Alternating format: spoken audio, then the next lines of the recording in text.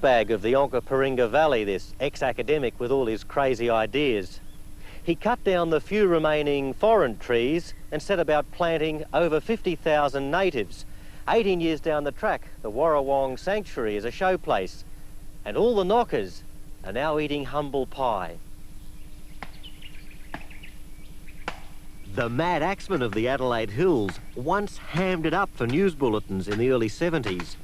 Then he was despised, even jailed, for destroying pine trees. These days, John Wamsley has discarded the camouflage. As a farm boy on the New South Wales coast, he marvelled at the variety of animals around him. Then something happened. His playground was invaded by foxes, and the bush mysteriously turned silent and barren. He just couldn't come to terms with the loss.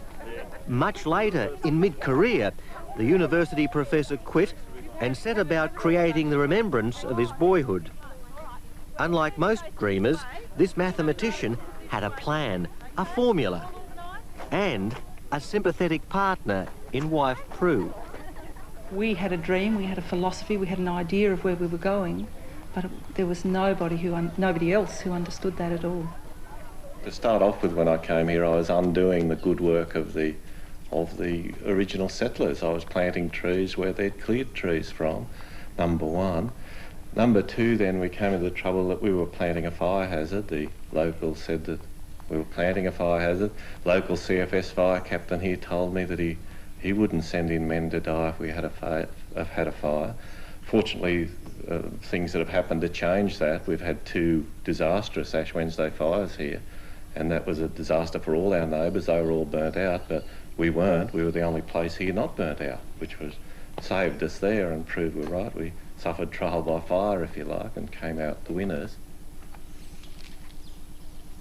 The 14-hectare property was virtually bare after a history of cropping and dairy farming. John collected hundreds of different trees and shrubs. He was impatient, keen to accelerate tree development, so he experimented. This is the normal hard plastic pot used by nurserymen. We've abandoned this in favour of the soft plastic bag. We've found that with the soft plastic bag, the roots develop much better, and so this is the tree we plant.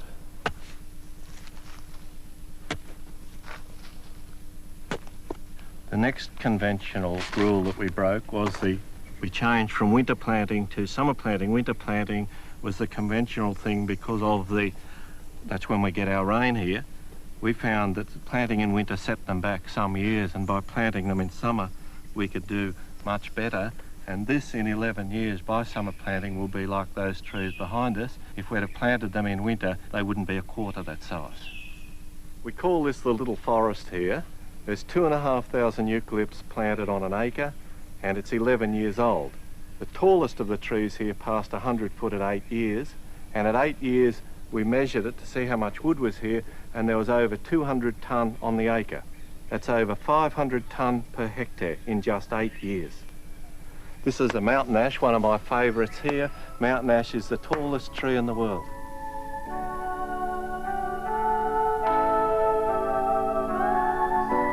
The bush, once thriving, lured the animals back, and some rare types were reintroduced. But then the old nightmare recurred. Just as before, predators came. John was forced to fortify the sanctuary.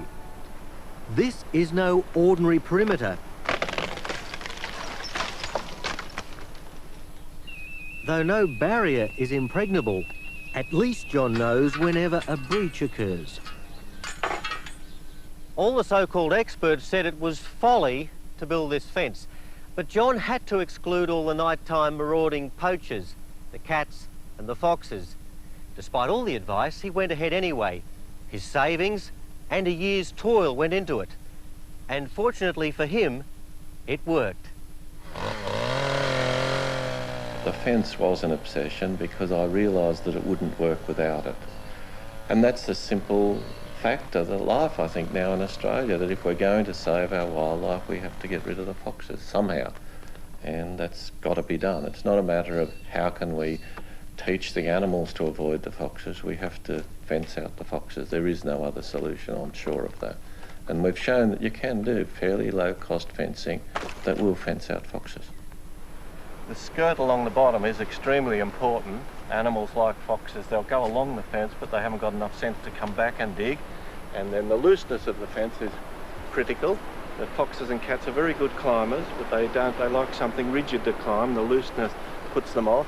Then there's an overhang on the top and electric wire on the end, so that if they do get to the end, their reward's a 5,000 volt charge.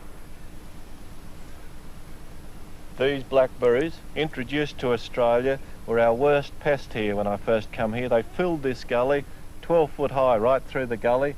It wasn't until we put the little animals back that once lived here, the tiny forest grazers, and now there's only remnants left. That's biological control.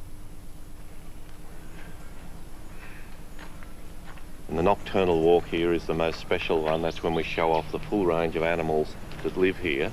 And the kangaroo family are around us now, and they range from the tiny little ones. These are the potoroos over here. The potoroo is the same now as it was 10 million years ago. And 10 million years ago, all kangaroos were as small as this. The brush-tailed bettong was probably the most common kangaroo in Australia 200 years ago. There were thousands of millions of them right across Australia. 5 years ago, there was less than 200 left. And they'd be now probably the smallest and the rarest of the living kangaroos. We would have half the world's population here on Warrawong. And then the sizes range right through to the bigger kangaroos, of which the Euro is one of them. It's all on the log there? Yeah, the Euro's on the log there. Beautiful animal. We have the whole range of kangaroos here that once lived in the Adelaide Hills, and most of them are extinct in South Australia. It's as I remember the bushland from a boy, that the trees are there that used to be there, and the whole range of animals that should be living here is living here. And that to me is very special. With no government assistance and ambitious plans for a similar project on the Murray River, John was forced to open Warrawong to the paying public 4 years ago. He wondered if people would pay to see his man-made nature capsule. Would youngsters reared on a high-tech menu really care?